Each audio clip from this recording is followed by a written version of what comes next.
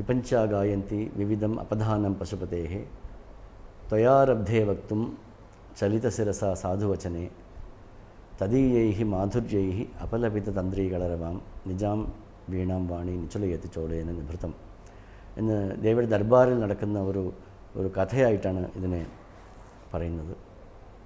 ഒരിക്കൽ ഒരു സഭ കൂടി. ദേവാദിദേവന്മാരൊക്കെ അവിടേക്ക് വന്നു ചേർന്നു. ദേവി സരസ്വതിയോട് വീണ വായിക്കാൻ കൽപ്പിച്ചു.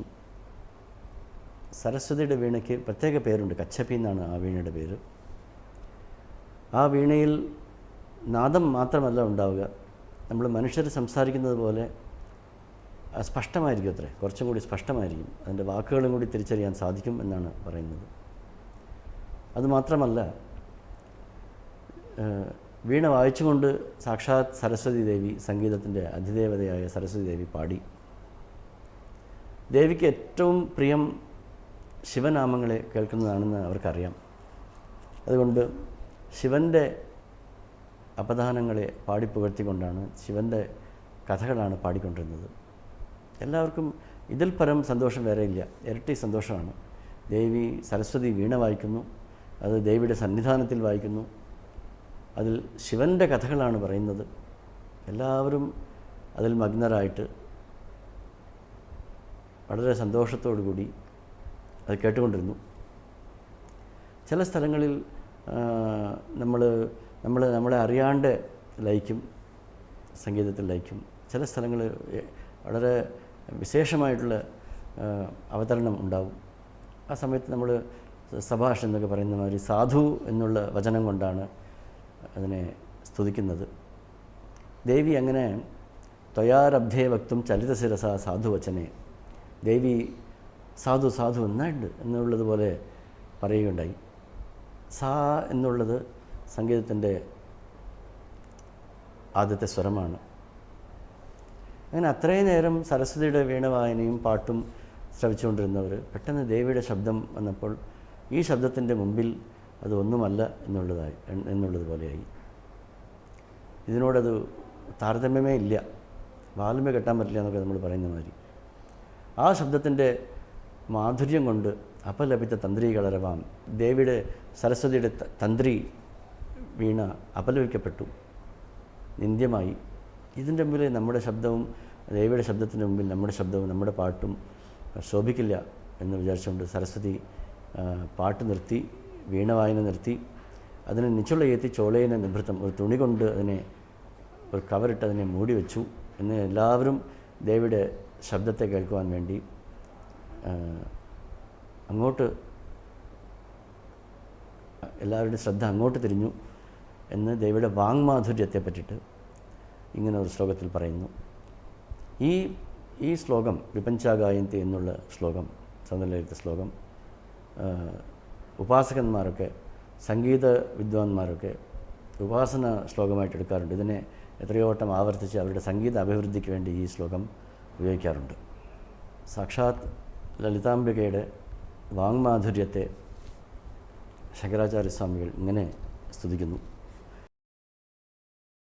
സരസ്വത്യാഃ സൂക്തീഃ അമൃതലഹരീഃ കൗശലഹരീഃ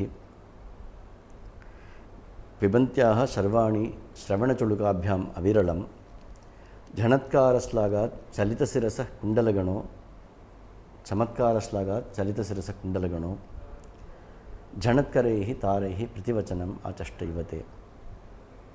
ദേവിയുടെ വാങ്മാധുര്യത്തെ വർണ്ണിക്കുന്ന ഒരു ശ്ലോകമാണിത്. ഇത് സാക്ഷാത് ലളിതാംബിക ദേവിയുടെ മുമ്പിൽ സരസ്വതി ഇരിക്കുന്നു. അത് അമൃതപ്രവാഹം പോലത്തെ വാക്കുകളെ കൊണ്ട് ദേവി ഇങ്ങനെ എന്തോ ഒരു വിഷയം സംസാരിച്ചുകൊണ്ടിരിക്കുന്നു. കൗശലഹരി എന്ന് പറയും. ഏറ്റവും കുശലമായ, ഏറ്റവും ശ്രേഷ്ഠമായ, ഗഹനമായ വിഷയങ്ങളൊക്കെയാണ് ദേവി സംസാരിക്കുന്നത്. പിബന്ത്യാഃ സർവാണി ശ്രവണചുളുകാഭ്യാം അവിരളം, അതിനെ അവിരളം, ഇടതടവില്ലാതെ സരസ്വതി ദേവി തൻ്റെ ശ്രവണം കൊണ്ട്, ചെവി കൊണ്ട് അതിനെ കുടിക്കുന്നു. ശ്രവണചുളുകാഭ്യാം അവിരളം പിബന്ത്യാഹ. അങ്ങനെ അതിനെ പാനം ചെയ്തുകൊണ്ടിരിക്കുന്നു. ഇത്രയും നല്ല വാക്കുകൾ പറഞ്ഞുകൊണ്ടിരിക്കുമ്പോൾ നമ്മളതിന് മറുപടി ചിലപ്പോൾ പറയാറില്ല. നമ്മളതിനെ ആമോദിക്കുന്ന രീതിയിൽ തല ആട്ടിക്കൊണ്ടിരിക്കും. ചില സമയത്ത് നമുക്ക് ഇടയ്ക്കൊന്നും പറയാൻ തോന്നില്ല. മഹാപുരുഷന്മാരും വലിയ ആൾക്കാരൊക്കെ നമ്മളോട് സംസാരിക്കുന്നു.